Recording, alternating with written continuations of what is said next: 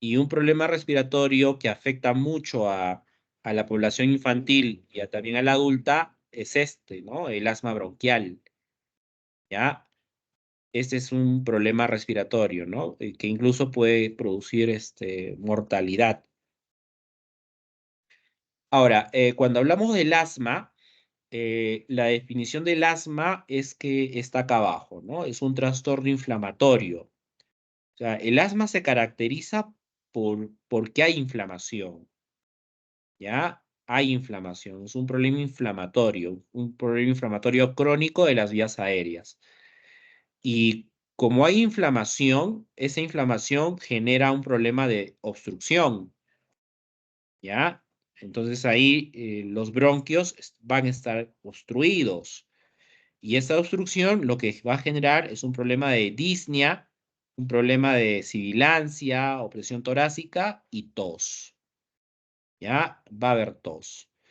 ¿Ya? Estos síntomas se asocian a un alto grado de reversibilidad del proceso obstructivo, ya sea en forma espontánea o como resultado del tratamiento. Esta inflamación también genera un aumento asociado a la hiperreactividad de las vías aéreas, a una variedad de estímulos. Esa es la otra característica del asma bronquial, la hiperreactividad bronquial, ¿ya? El HRB.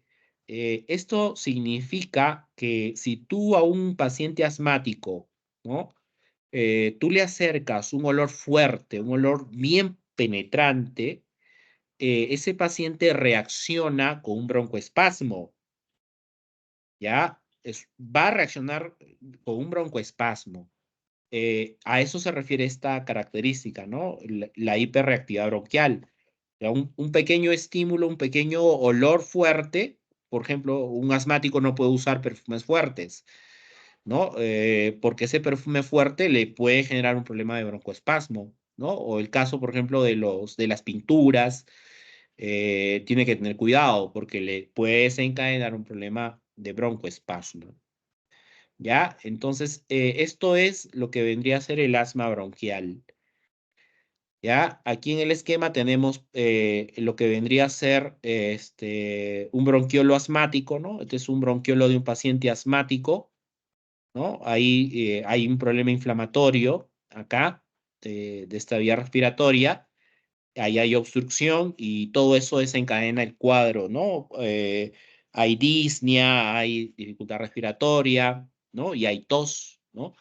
Y cuando el médico con su estetoscopio empieza a auscultar, hay ruidos, ¿no? Sibilancias. Va a haber sibilancias, ¿ya? A diferencia de este otro paciente que tiene un bronquiolo normal, ¿no? El de aquí es un bronquiolo normal, ¿no? Y el de acá arriba es un paciente con un bronquiolo de un paciente asmático, ¿ya? Ahora, cuando hablamos del mecanismo de cómo se genera el asma bronquial, ¿ya? Este mecanismo de cómo se genera este asma bronquial tiene dos fases, una fase temprana y una fase tardía, ¿ya? La fase temprana y la fase tardía. La fase temprana va a tener una característica. La característica de esta fase temprana es que se genera un problema de contracción del músculo bronquial. O sea, hay un problema de broncocontracción, ¿ya? Es un problema de broncocontracción. Esa es la fase temprana del asma bronquial. Ahora, en la fase tardía del asma bronquial ya no solo va a haber broncocontracción, ya va a haber un problema inflamatorio. ¿Ya? Esa es la fase tardía, pues es una fase un poco más grave, más severa. ¿Ya? Hay broncoespasmo y hay broncoespasmo y hay un problema inflamatorio. Entonces, y justamente dependiendo de esto, de estas fases, es que se da el tratamiento farmacológico. En una fase inicial, como el problema es la broncocontracción, ¿no? La broncocontracción, solo hay broncoespasmo. Lo que se tiene que dar en esta situación es dar un broncodilatador, ¿no? Se da un broncodilatador. Y en la fase tardía, como ya hay un problema inflamatorio, ¿ya? Aquí hay un problema inflamatorio. A ese broncodilatador le tenemos que dar un antiinflamatorio. Se le da un antiinflamatorio. Y el tipo de antiinflamatorio que debemos de dar es un antiinflamatorio esteroideo. ¿Ya? Los antiinflamatorios esteroideos son los glucocorticoides. Son los glucocorticoides. No podemos dar AINES, porque si le damos AINES a un paciente asmático, no se olviden que los AINES pueden generar problemas de hipersensibilidad. Y el asma es un cuadro alérgico. Le puedes generar un mayor problema bronquial, ¿no? Le va a generar un problema de broncoespasmo. ¿Ya? Es por eso que AINES no se puede dar a pacientes asmáticos. ¿Ya? Esto de aquí es la explicación de por qué se produce el asma. ¿Ya? A ver, lo voy a explicar lento para que lo puedan entender. Todo empieza con la histamina. ¿Ya? Esta histamina se genera debido a la descarboxilación de un aminoácido. De ese aminoácido es la histidina. Cuando la histidina se descarboxila, eso genera formación de histamina, ¿ya? Y esta histamina se almacena a nivel de glóbulos blancos como los mastocitos. Ahí se van a almacenar, ¿ya? Se almacenan a nivel de estos mastocitos. Ahora, cuando la histamina es liberada, esta histamina es la responsable de generar estos problemas, ¿no? Estos problemas de broncoespasmo. O sea, es un mediador químico que genera ese cuadro, ¿no? La histamina genera un cuadro de broncoespasmo, pero no es el único. Aquí también tenemos eh, esta- las interleuquinas, ¿ya? Las interleuquinas. Aquí también tenemos las interleuquinas, que también son mediadores que generan broncoespasmo, ¿ya? Ahora, todo empieza con un alérgeno, ¿ya? Todo empieza con este alérgeno. Este alérgeno ingresa al organismo y este alérgeno, cuando ingresa al organismo, lo que va a producir es la liberación de estos mediadores químicos provenientes de los mastocitos. Se libera la histamina, se libera las interleuquinas y esto genera el cuadro de broncoespasmo, ¿no? La broncocontracción, ¿no? Ahí va a haber problema de sibilancia, ¿no? Esa sería la fase inicial, esa es la fase inicial. Ahora, ¿qué ocurre en una fase tardía?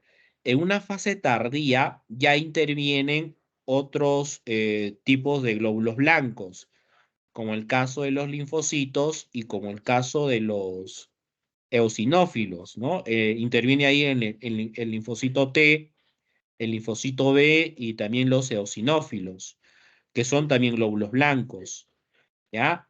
Y de estos glóbulos blancos también va a haber liberación de mediadores químicos. Se liberan mediadores químicos.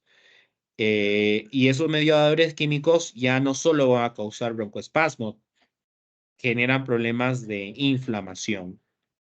¿Ya? Ahora, frente a este alérgeno que ingresa al organismo, se produce, para que el organismo se pueda defender, eso genera anticuerpos, ¿no? Y uno de estos anticuerpos que se produce para defendernos es la inmunoglobulina E, ¿ya? Ahí se produce este anticuerpo, ¿no? La inmunoglobulina E, ¿ya? Que es básicamente para defendernos frente a este alérgeno, ¿ya? Entonces, lo de acá arriba corresponde a la fase inicial del asma y lo de acá abajo ya es la fase tardía, ¿no? Donde ya va a haber broncoespasmo e inflamación, ¿ya?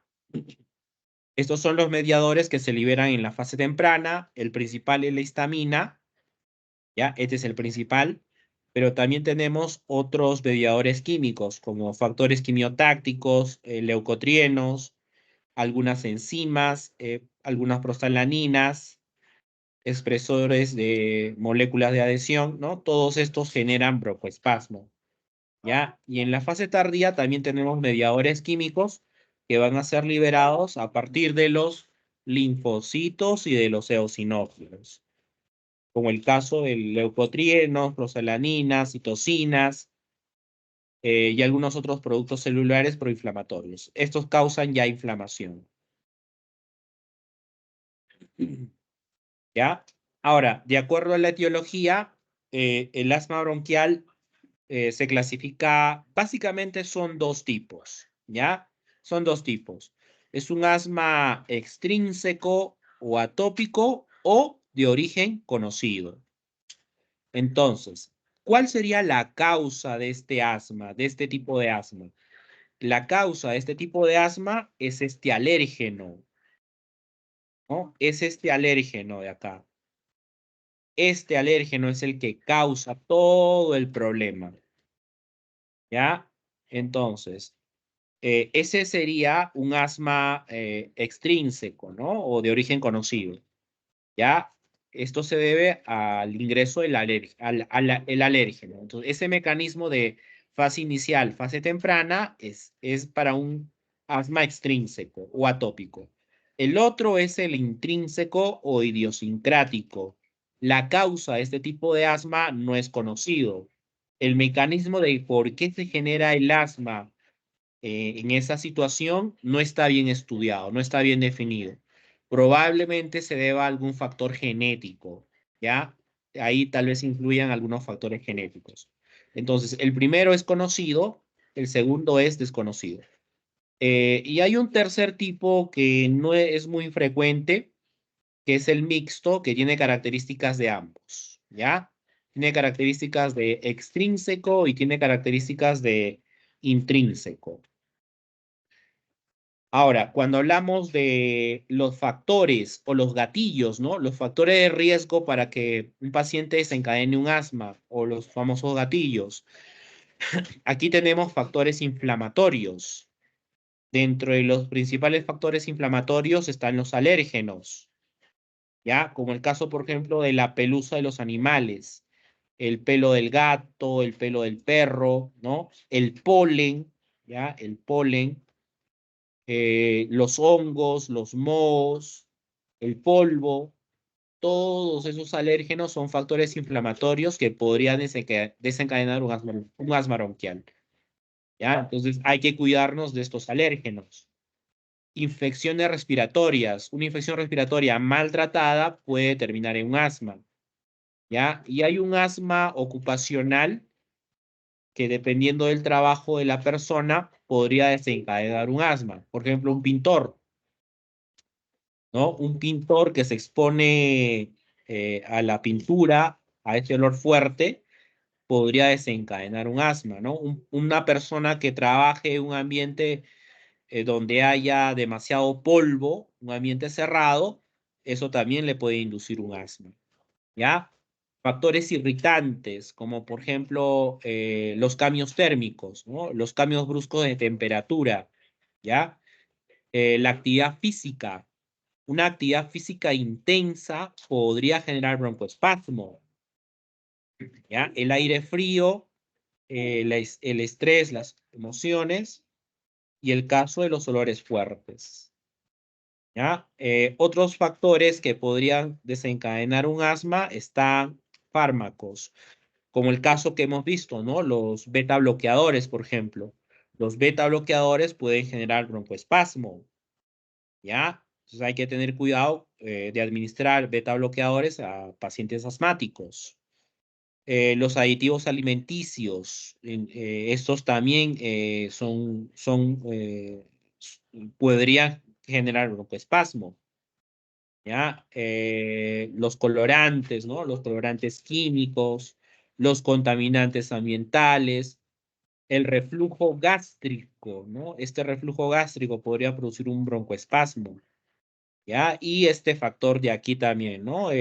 Un paciente fumador va a terminar con un problema asmático, ¿ya? Eso está demostrado y incluso podría terminar en un cáncer de pulmón si no se cuida, ¿no? ¿ya? Entonces, aquellos que fuman hay que tener cuidado.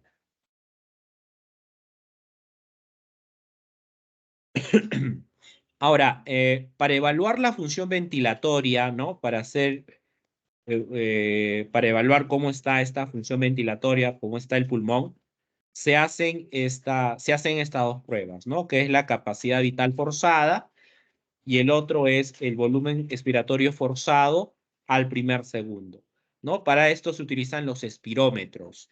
Aquí se trabaja con los espirómetros, ¿ya? La capacidad vital forzada, aquí está el concepto, es el volumen de aire que puede ser expirado tan fuerte y rápido como nos sea posible y tras una inspiración máxima.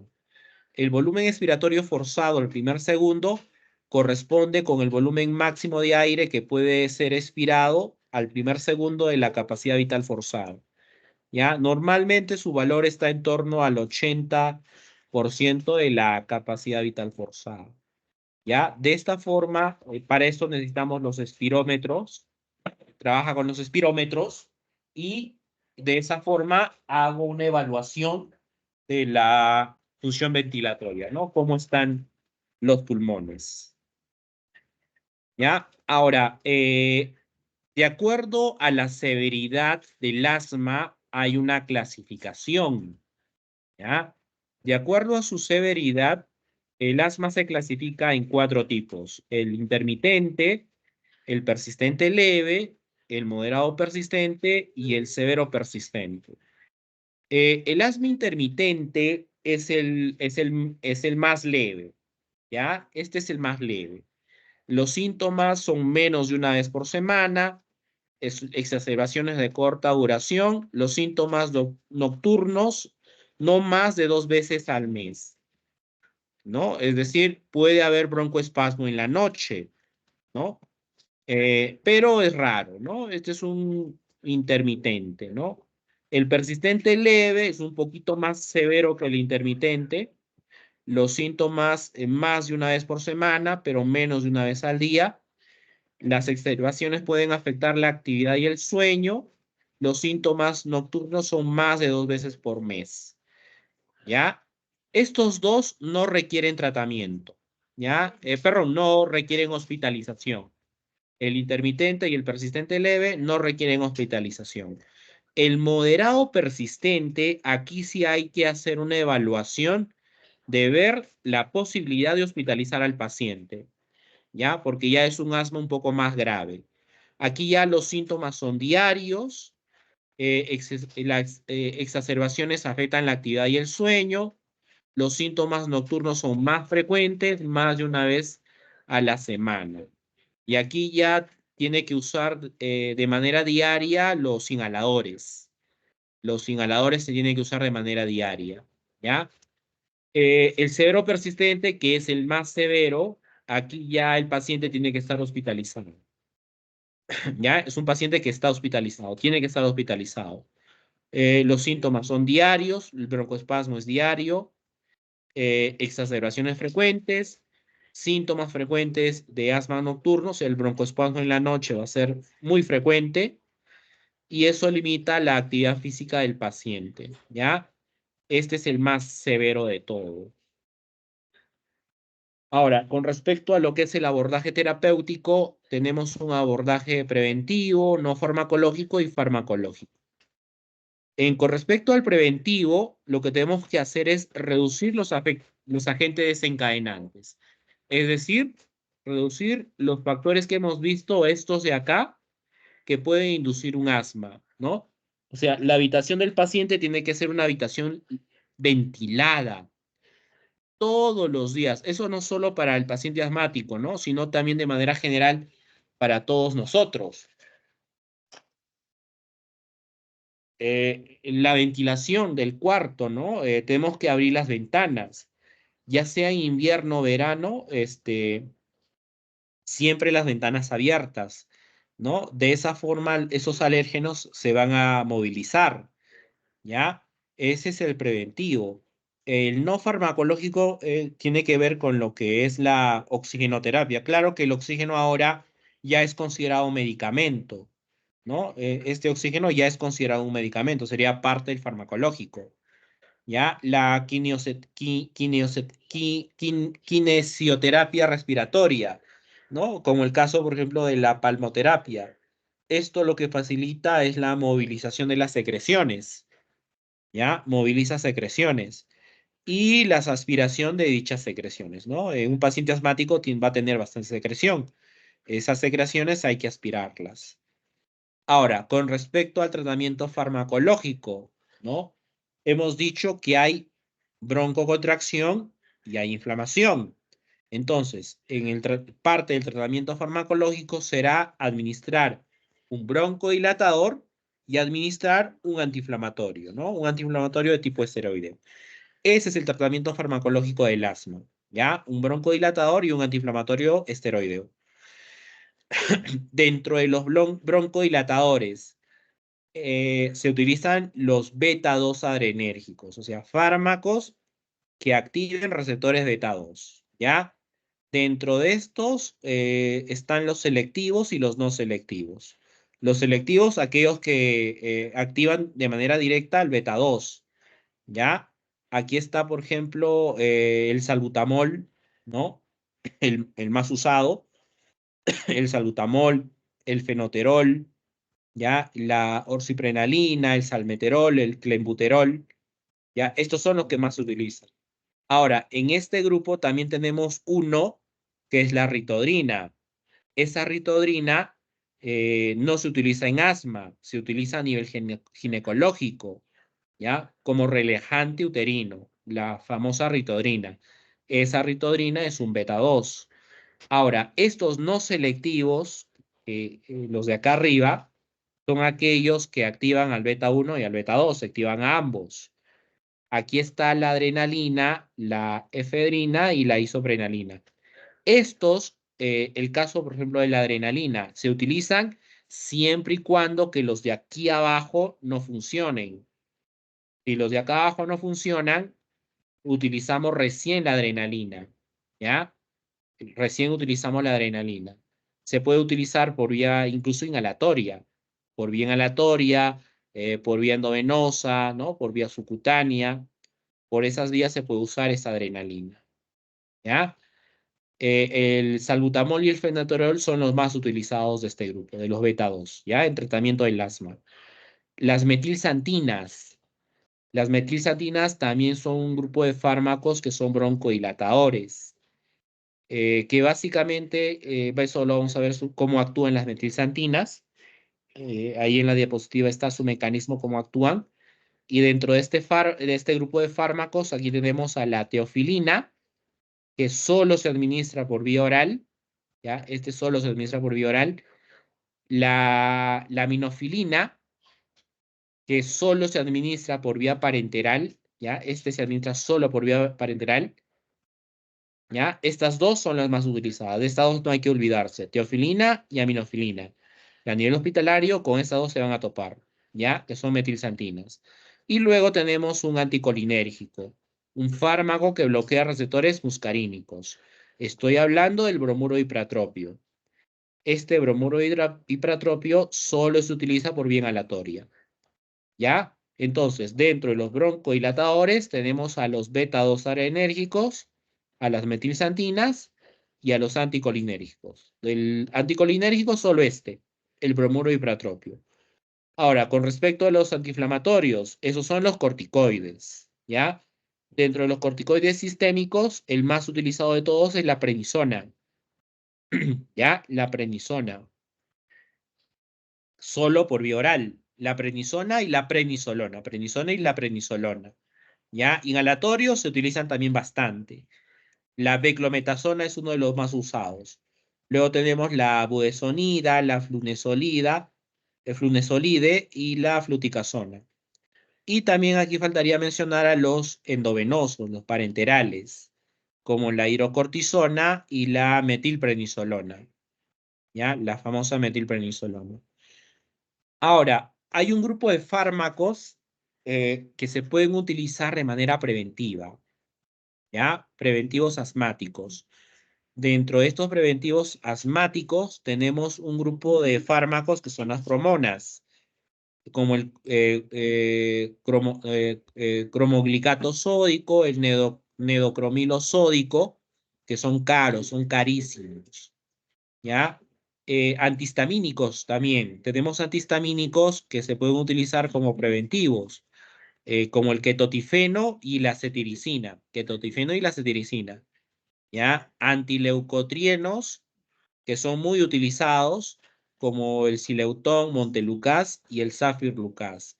Este Montelukast se utiliza incluso por un año, se puede utilizar, todos los días por un año. He visto tratamientos largos con Montelukast para prevenir problemas asmáticos, ¿ya? Se puede utilizar en niños y también en adultos. Y bueno, hay algunos otros antiasmáticos que están en estudio, como la ciclosporina, tromboxano A2, prostalanina E2, que están en estudio todavía, ¿no?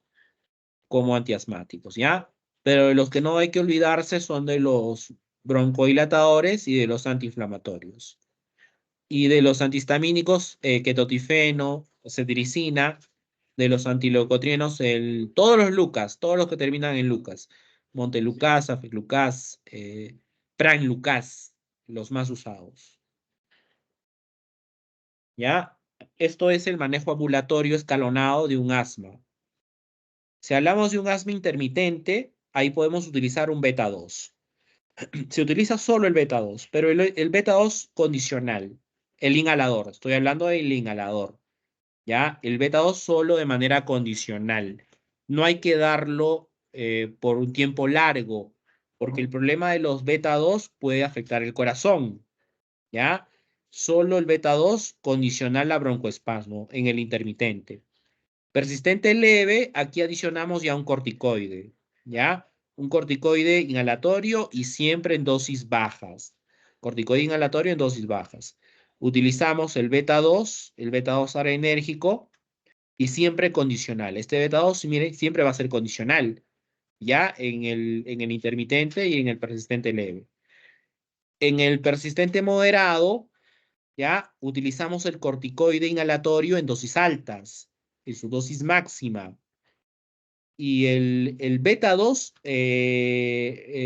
también el beta 2 lo podemos seguir usando condicional a broncoespasmo, o ya en este caso ya se instaura ya un tratamiento dosificado, ¿no? Cada 4 horas o cada 6 horas. El persistente severo, que es el más grave, donde el paciente ya debe estar hospitalizado, se utiliza el corticoide inhalatorio y se adiciona el corticoide oral. ¿Ya? Aquí ya se utiliza el corticoide oral. Se utiliza un beta 2 adrenérgico cada 4 o cada 6 horas. Cada 4 o cada 6 horas, ¿no? Por lo general es 2 PAF, ¿ya? Dos PAF, 2 inhalaciones, ¿no? Por lo general son 2, ¿ya? Solo 2 PAF. ¿Ya? Esto lo voy a pasar, es lo mismo que les he explicado del tratamiento. ¿Ya? Esas son las dosis, ahí están las dosis. Estos son los cuidados de enfermería que hay que adoptar, ¿no? Para el caso de los chicos de enfermería, ¿no? Medidas que hay que adoptar: controlar la saturación en el paciente asmático cada 8 horas. El paciente debe estar en una posición semisentado.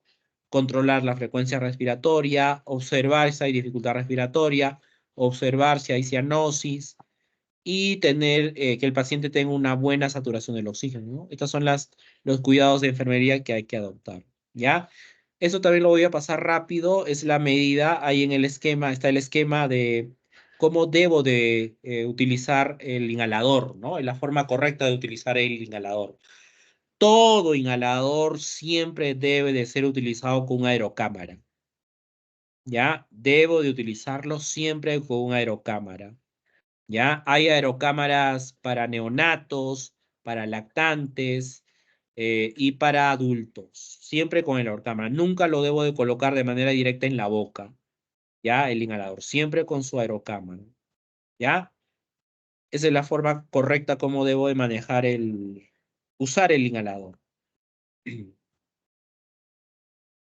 ¿ya? Ahora, con respecto a los broncodilatadores, vamos a empezar con los broncodilatadores, ¿ya? Con los beta 2 adrenérgicos. Dentro de los beta 2 adrenérgicos, los más utilizados son el más utilizado de todos es el salbutamol, ¿no? El famoso salbutamol. ¿Ya? Este es el más usado. ¿Ya? Ese salbutamol se utiliza por vía inhalatoria, también hay una presentación por vía oral, ¿ya? De salbutamol. El otro que se utiliza bastante es el fenoterol, ¿ya? El fenoterol también se utiliza, pero este fenoterol es más utilizado por, para hacer nebulizaciones. Hay también una presentación de salbutamol que viene en gotas para nebulizar, ¿ya? Hay una presentación de salbutamol para nebulizar. Y este fenoterol es uno de los más usados, ¿no? Para nebulizaciones, ¿ya? Luego tenemos otros como el formoterol, el salmeterol, este formoterol, este salmeterol, por ejemplo, son de acción prolongada, ¿no? Y esos beta 2 son caros, son costosos. O sea, a diferencia del salbutamol, el salbutamol tú lo tienes que dar cada 4 a 6 horas, pero a diferencia del formoterol y el salmeterol, ¿no? Como son de acción prolongada, se da, es menos frecuente la dosificación con estos inhaladores, ¿ya? Ahora, el caso de la adrenalina, esta adrenalina no se olviden que se utiliza solo en situaciones en las cuales el broncodilatador no funciona de manera adecuada. Si no funciona de manera adecuada, ahí podemos adicionar la adrenalina, ¿no? Y la adrenalina se utiliza en un shock anafiláctico, ¿no? En shock anafiláctico, en un estatus asmático, ¿no? Es una broncocontracción bien severa. Dentro de los efectos adversos de los beta 2, los frecuentes, generalmente cardiovasculares, lo que les dije, ¿no? Ahora, ¿por qué taquicardia? ¿Por qué este problema de taquicardia, palpitaciones, temblores, intranquilidad, nerviosismo? Este problema de taquicardia se produce debido a que cuando se utiliza en dosis altas el broncodilatador, especialmente con los broncodilatadores por vía oral, ¿ya? Cuando se utiliza por una dosis bien alta ese broncodilatador, no solo te va a activar al beta 2, como lo vas a utilizar en una dosis bien alta, lo estás usando en una dosis alta, te va a activar al beta 1. Y cuando se activa el beta 1, el efecto es que el corazón contraiga. Hace que el corazón contraiga. Y si el corazón contrae, genera aumento de la frecuencia cardíaca y por lo tanto genera taquicardia, ¿no? Un problema de taquicardia. Esto principalmente con los que se utilizan por vía oral. Ya, con los inhaladores se puede presentar siempre y cuando que lo utilices por un tiempo bastante prolongado, por bastante tiempo y en una dosis altas. Ahí puede haber problemas de taquicardia, ¿ya? Pero principalmente con los orales. Infrecuente, cefalea, tos, irritación bronquial y sequedad de la boca, ¿ya? Raros, broncoespasmo, dolor torácico, somnolencia, náuseas o vómitos. Ahora, dentro de sus precauciones hay que tener cuidado de utilizarlos en pacientes con enfermedad cardiovascular, en pacientes hipertiroideos, en feocromocitoma, ¿ya? En historia de aneurisma, diabetes. En diabetes mellitus, ¿por qué? En diabetes mellitus porque a nivel hepático tenemos receptores beta 2 y cuando ese receptor beta 2 a nivel hepático se activa, aumenta los niveles de glucosa en sangre. Entonces, en un paciente diabético hay que tener cuidado de usar los beta 2, ¿ya? En ancianos también hay que tener cuidado y es categoría C. Por lo tanto, hay que tener cuidado en gestantes. Ahora, no olvidarse que a nivel de útero grávido tenemos receptores beta 2, ¿ya? En útero grávido hay receptores beta 2. Y como tenemos estos receptores beta 2 a nivel en útero grávido, si administramos un beta 2 en una gestante a término, le va a generar relajación uterina, ¿ya? Y si el útero relaja, le va a producir un parto prolongado. Ya no debemos de utilizarlos en gestantes a términos. Eso está recontra prohibido, ¿ya? Por el riesgo de que se pueda producir un parto prolongado. Y además de eso es categoría C, ¿no? Los beta 2 son categoría C. ¿Ya? Estas son las dosis, ahí tienen las dosis, cómo deben de utilizarse, ya por vía inhalatoria, 200 microgramos cada 4 a 6 horas, ¿ya?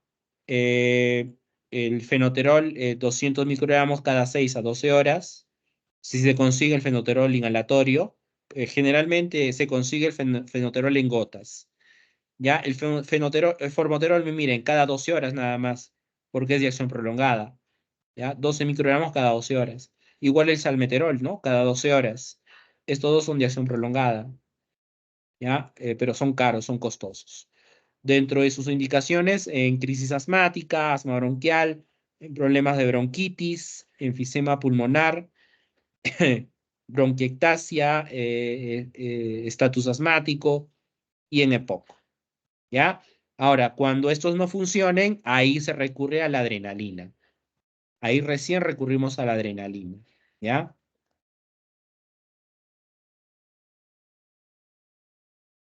Luego tenemos a las metilsantinas. Dentro de estas metilsantinas, las más utilizadas de todas está la minofilina y la teofilina, ¿ya? La minofilina y la teofilina.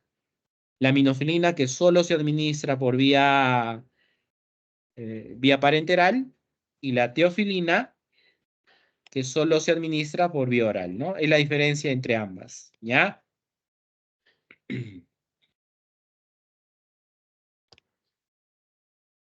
Dentro de sus precauciones, pueden generar problemas de... Hay que tener cuidado en un paciente con edema pulmonar, en sepsis, insuficiencia hepática, porque tiene un importante metabolismo hepático, ¿ya?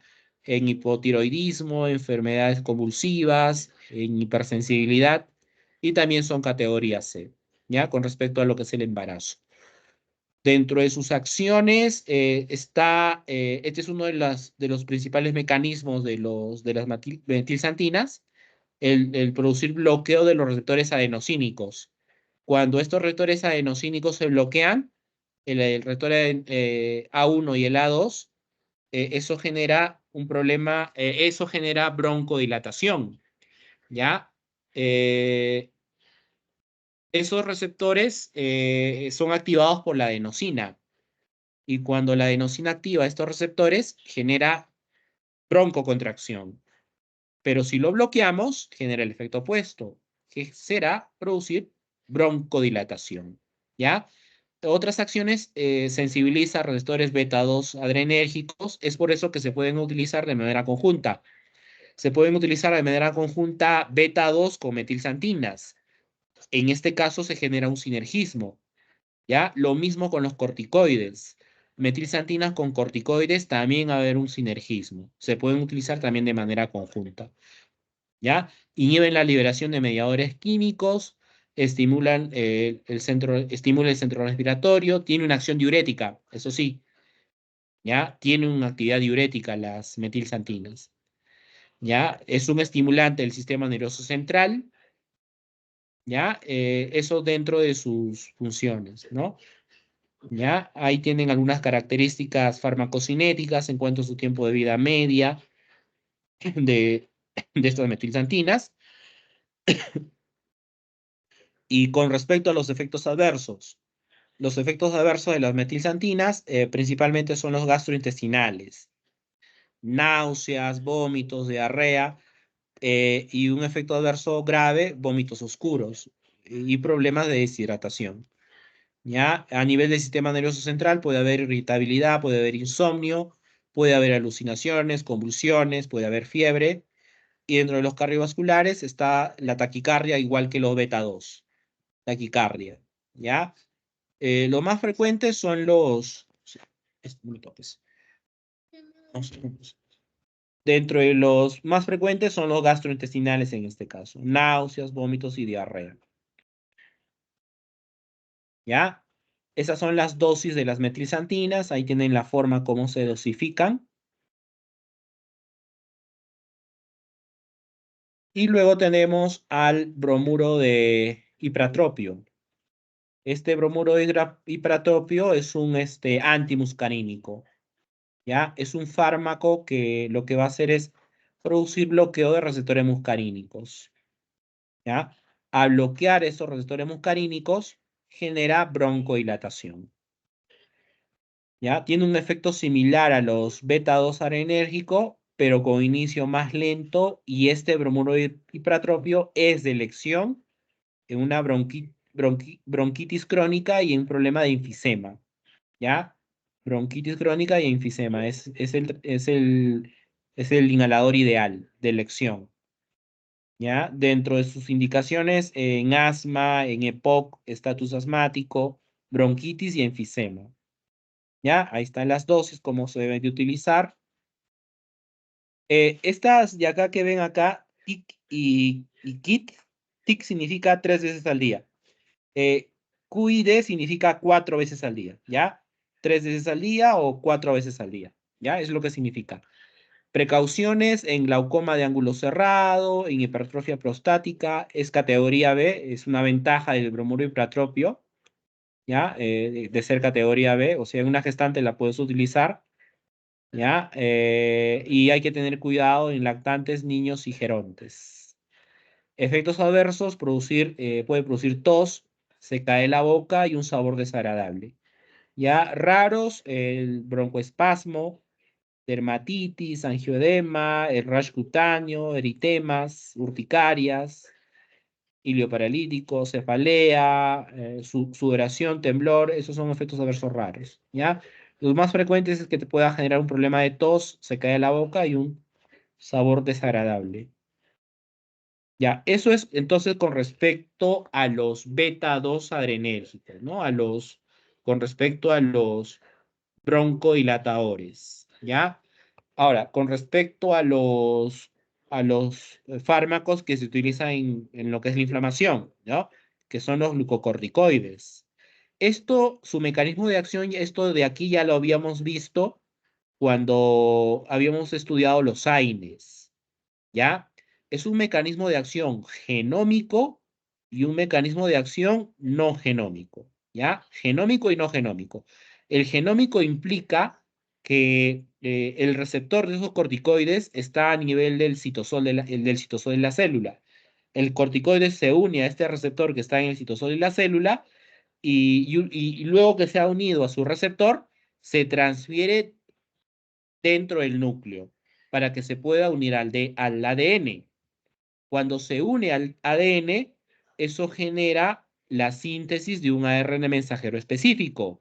Ese ARN mensajero específico sintetiza una proteína específica. Esa proteína específica que se sintetiza es la responsable de inhibir a la fosfolipasa 2. ¿Ya? Se inhibe la fosfolipasa 2. La inhibición de la fosfolipasa 2, esto corresponde ya al mecanismo de acción no genómico. Ya ese es el no genómico. No olvidarse que la fosfolipasa 2 es la responsable de que se libere ácido araquidónico. Y si no hay ácido araquidónico, las ciclooxigenasas no actúan. No se sintetizan prostaglandinas. O sea, estos corticoides actúan a un nivel más alto que los AINES, ¿no? Inhibiendo la fosfolipasa 2, ¿ya? Que es la enzima responsable de liberar el ácido araquidónico, ¿ya? Ahora, en cuanto a sus usos, tienen acciones preventivas. Por vía oral tenemos a la prednisona, la prednisolona, ¿ya? Los dos más usados por vía oral. Luego tenemos a los inhalatorios, como la beclometasona, el más utilizado, la fluticasona, flunisolide, budesonide, ¿ya? Y los endovenosos, ¿ya? Dentro de los endovenosos está la metilprednisolona y la hidrocortisona.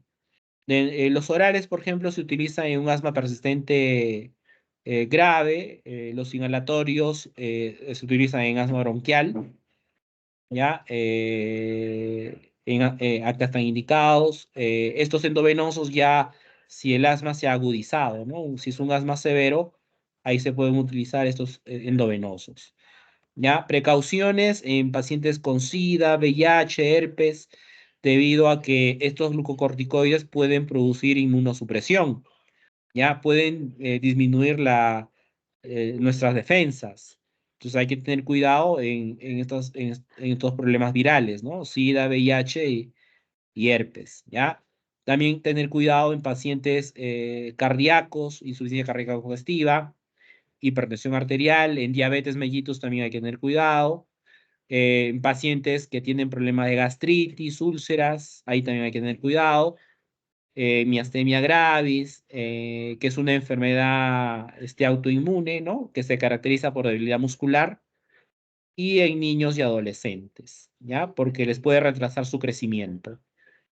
Dentro de sus efectos adversos frecuentes es producir nerviosismo, alteraciones del sueño, indigestión, y puede haber este problema de candidiasis oral y afonía, ¿ya? Para evitar este problema, lo que tenemos que hacer es hacer enjuagues bucales. Cada vez que utilice el corticoide, su enjuague bucal. No solo con el corticoide, sino también con los broncodilatadores. Hacer enjuagues bucales.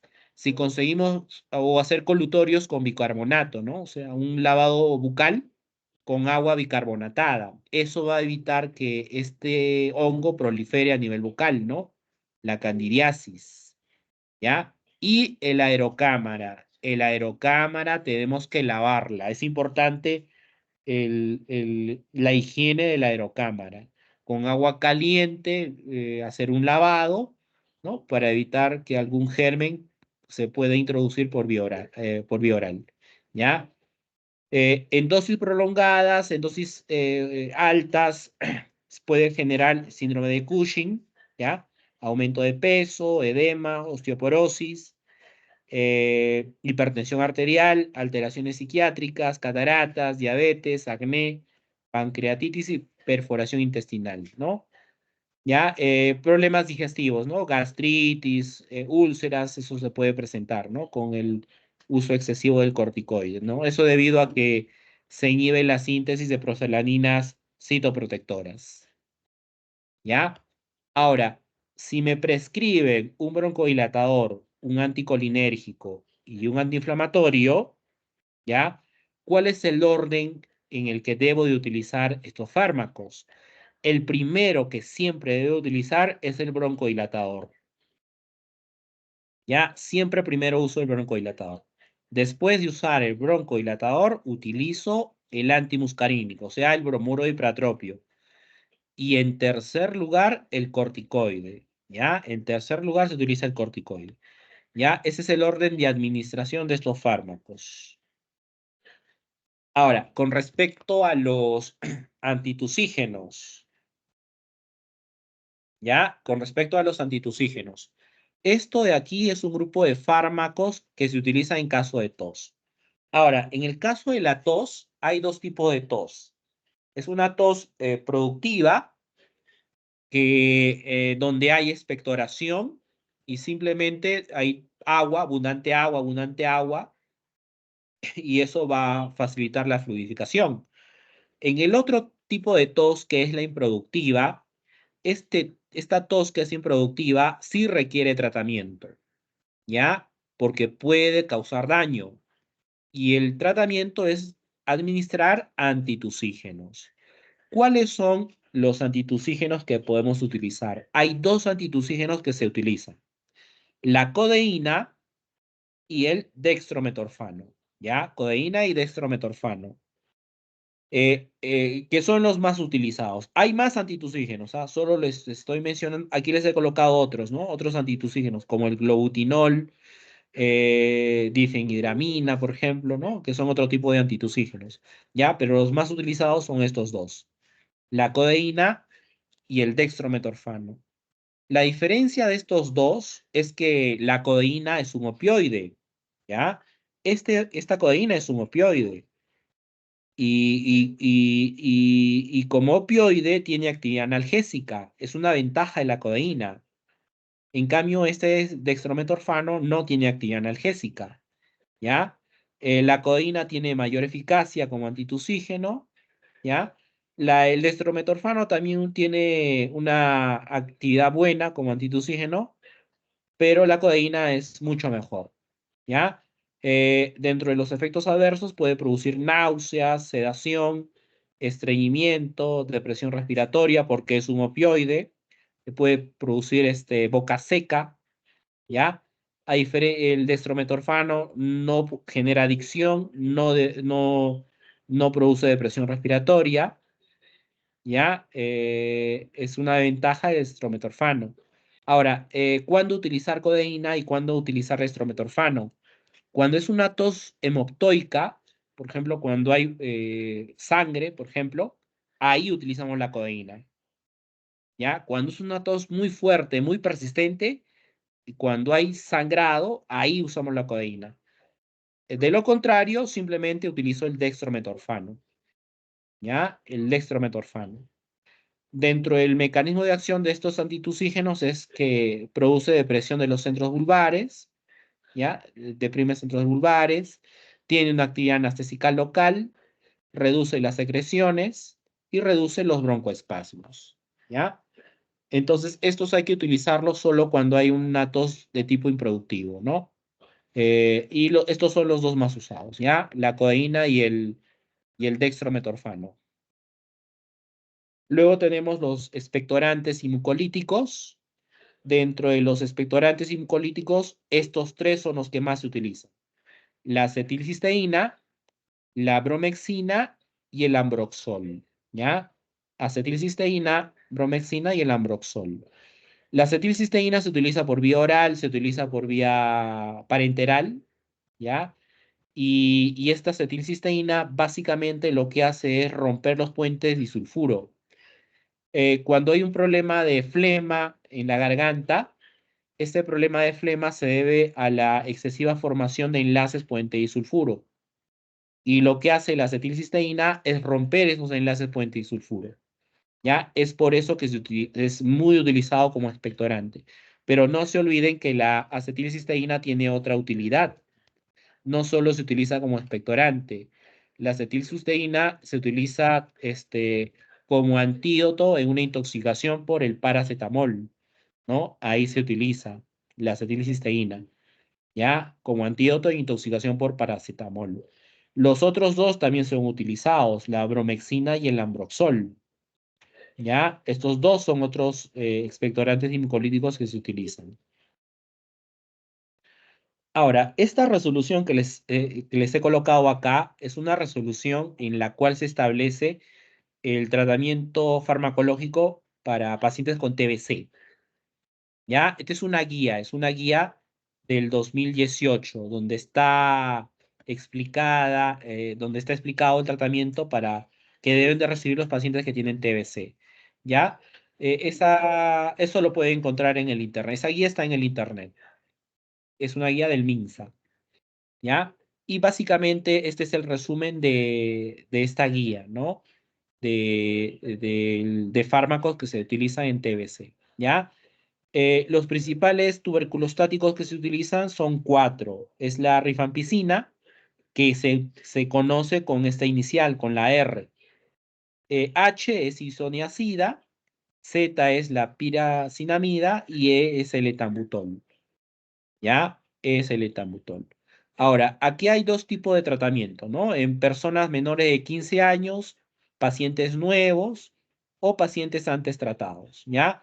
Pacientes mayores de 15 años, pacientes nuevos o antes tratados. Son dos tipos de tratamiento diferentes, ¿ya? Eh, si es un paciente que es VIH positivo y un VIH negativo, ahí también hay un tratamiento que hay que dar. ¿Ya? Ahí está la forma como se hace el tratamiento. Y básicamente es un tratamiento que se da en una primera fase y un tratamiento que se da en una primera fase. ¿Ya? El tratamiento de primera fase se utiliza, miren, aquí hay un 2. Significa que tienes que dar 2 veces rifampicina, 2 veces isoniazida, 2 veces la piracinamida y 2 veces el etambutol, ¿no? Es lo que significa este esquema, ¿ya? Este es el tratamiento que está aquí en primera fase. Aquí está la dosis que hay que dar. De la segunda fase es ya 4 veces RH sub 3, ¿ya? En este caso, el tratamiento de esta primera fase hay que darlo todos los días y solo se descansan los feriados. Solo descansamos los feriados en esta primera fase, ¿ya? Y eso lo pueden encontrar más detalladamente en esta guía del MINSA, ¿ya? Que es del 2018, ¿ya? Básicamente para que conozcan cuáles son los tuberculostáticos que se utilizan, ¿no? Que son estos cuatro, ¿ya? Rifampicina, isoniazida, la piracinamida y el etambutol, ¿ya? Y estos son los efectos adversos de estos, de estos fármacos, ¿ya? La streptomicina y la canamicina son dos aminoglucósidos, que están en uno de los esquemas de TBC. ¿Dónde está? Me parece que está en uno de estos esquemas. A ver.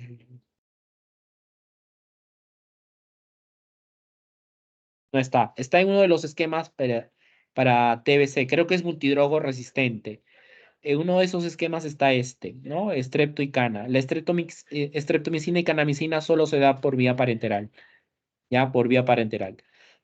Aquí está, RAFA significa efecto adverso. ¿Ya? Este es el efecto adverso más común que se puede presentar. Y este de aquí es el efecto adverso que es más raro, más infrecuente, ¿no? Por ejemplo, con la streptoicana puede generar daño auditivo, daño vestibular, dolor en el lugar de inyección, porque sí es bien doloroso la aplicación de estos aminoglucósidos, ¿ya? O sea, es ototóxico, estos dos son ototóxicos, ¿ya? Con la isoniazida puede generar neuropatía periférica, por lo tanto hay que tener cuidado en pacientes que tienen problemas convulsivos, ¿ya? Puede haber problemas de hepatitis con la rifampicina, anorexia, náuseas, vómitos, dolor abdominal, diarrea, color anaranjado de secreciones, con el etambutol, neuritis óptica, ¿ya? Con la piracinamida, dolor articular, hepatitis, capreomicina, dolor en el sitio de inyección, ciprofloxacina también está en uno de los esquemas para TBC, ¿ya? Este es una quinolona, es un antibiótico de las quinolonas, que se utiliza también en pacientes con TB, ¿ya? En anorexia, como efecto adverso, ¿no? Anorexia, náuseas, vómitos, diarrea, dolor abdominal, cefalea, alteración del sueño, ¿no? La etionamida produce anorexia, náuseas, eructos sulfurosos. La cicloserina, esta también está como parte de un esquema que se puede utilizar, ¿ya? Este es un inmunosupresor, la cicloserina. Y el ácido paraminosalicílico. ¿Ya? Acá los que más se utilizan son la isoniazida, el etambutol, la piracinamida, la etionamida, ¿no? Esos son los más frecuentes que se utilizan en pacientes con TBC, ¿ya? Entonces, esto sería lo referente a la parte de farmacoterapia de asma bronquial, ¿ya? Que les he traído para explicarles.